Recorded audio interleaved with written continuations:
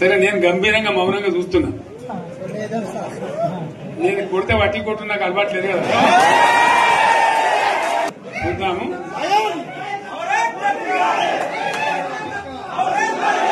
నా రోజులు కానీ అన్నట్టుగా నేను చూస్తా ఉన్నా. కానీ మనోళ్ళందరూ కూడా ప్రతిపాదిస్తున్న ఏంటంటే ఒక సంవత్సరం జరిగిపోయింది.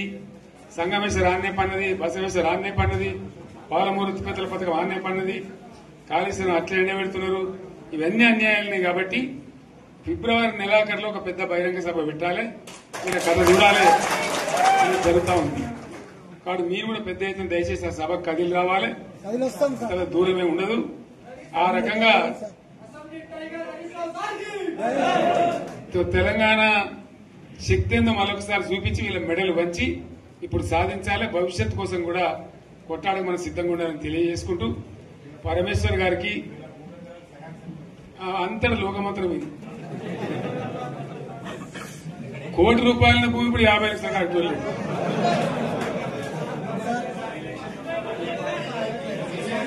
ఈ ఒక్కని బాధ ఒక ఆయన వచ్చింది, మన ఒక ఆయన ఒక 10 మంది వచ్చారు హైదరాబాద్కి. అందులోకి 2 ముస్లిం సోదరులు వచ్చారు. साहब सोब तबाह हो गया, इफलासी मुफलसी बच्चों क्या दबे होगा. तुम्हारा क्या हुआ बहन, तुम्हारा क्या हुआ, तुम हैदराबाद में तुम लोग हैं. मेरा कारोबार है साहब, मेरा छोटा मोटा कारोबार है, होटल भी है. 70% गिर गया. हर कोई पूछ रहे, हर कोई केसीआर को याद कर रहा है सामान. వాళ్ళు మాట్లాడుతున్నారు. ఎక్కడ ప్రతి ఒక్కరు భూముల ధరలు పోయినాయి, మన్ను పోయినాయి, మసాలా అన్ని పోయినాయి. ఎంత మంచిగా 4 ఎకరాల రైతు నేను 4 కోట్ల ఆసానని అనుకుంటుండే. అంత ధీమా ఉంది, ఎంత బాగుంటే. హైదరాబాద్ నుంచి అడిగితే కూడా వచ్చి మనం ఇయ్యకపోదాం భూములు, డిమాండ్ పెరగానని. అంత బ్రహ్మాండంగా మారుమూల ప్రాంతంలో కూడా 40 లక్షలు 50 లక్షలు ఎకరానికి ఉండే. అటువంటిది సగానికి సగం పడిపోయి మొత్తం నాశనం చేశారు. వీళ్ళు ఇట్లే వదిలిపెడితే ఇంకింత నాశనం అవుతుంది. కాబట్టి మనం కొట్లాడాల్సిందే. నేను ఇంకొక మాట మీకు చెప్తా. ఎలక్షన్లలో నేను మస్తుగా చూసిన 50 ఏళ్లలో పార్టీలు గెలితే ఓడతాయి. ఇంత మాయలు ఏడాది లోపలనే కాంగ్రెస్ పార్టీ దొరికితే కొడతాం రాని అంత గొప్పగా.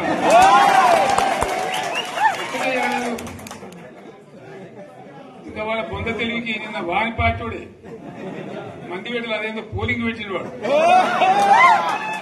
చూసారా మీరు?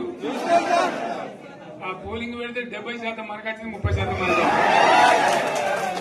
వాడు పెట్టింది మనం పెట్టింది కాదు.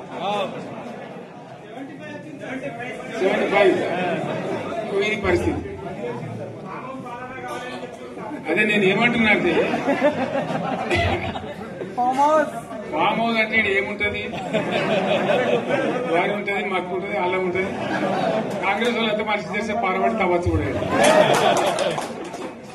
లంగత. దీన్ని ఫామ్ హౌస్ అని మనం బదనాం చేసి అంతే కదా. నేనేమంటున్నా అంటే అన్ని మబ్బులు వీడిపోయినట్టు ప్రజలకు అన్ని తెలిసిపోతున్నాయి. మంచి ఏంది, చెడ్డ ఏంది, ఏం జరిగింది అన్ని ఇంకా ఘోరమైందని చెప్తున్నా. వీళ్ళ తెలివితక్కువతనానికి ఏమైంది? నిన్న మొన్న రిపోర్ట్ వచ్చింది. Comptroller and auditor general of India అని కాగ్ అంటారు దాన్ని. కాగ్ రిపోర్ట్ వచ్చింది. పోయిన సంవత్సరం మన గవర్నమెంట్ లో వచ్చిన ఆదాయం కంటే 13,000 కోట్ల రూపాయల ఆదాయం తగ్గిపోయింది. ఇంకా మార్చి పోయేవారికల్లా ఇంకో 3-4 కోట్ల అవుతుంది. అంటే 15,000 కోట్ల ఆదాయం పోతుంది. మన గవర్నమెంట్ ఉన్నప్పుడు ప్రతి ఏడాది 15,000 కోట్లు పెంచుకుంటూ పోయింది. చెప్పేసుకుంటూ పోయింది. ఏడాది 10 నుంచి 15,000 కోట్ల ఆదాయం పెరిగేది మన టైంలో. అంత జాగ్రత్తగా మనం వ్యవహారం చేస్తాం. ఇలా ఉల్టా 15,000 కోట్లు పడిపోయింది. ఇంకా వాడేమిస్తాడుగా, ఇంకో ఇస్తారా? ఇంకో 4-5 నెలలైతే జీతాలే కష్టమైంది. దొరుకుతుంది అందరు పెండింగ్ పెట్టి రిటైర్ అయిన దొరుకుతారు పైసలు మీకు చూస్తారు కదా పేపర్లలో.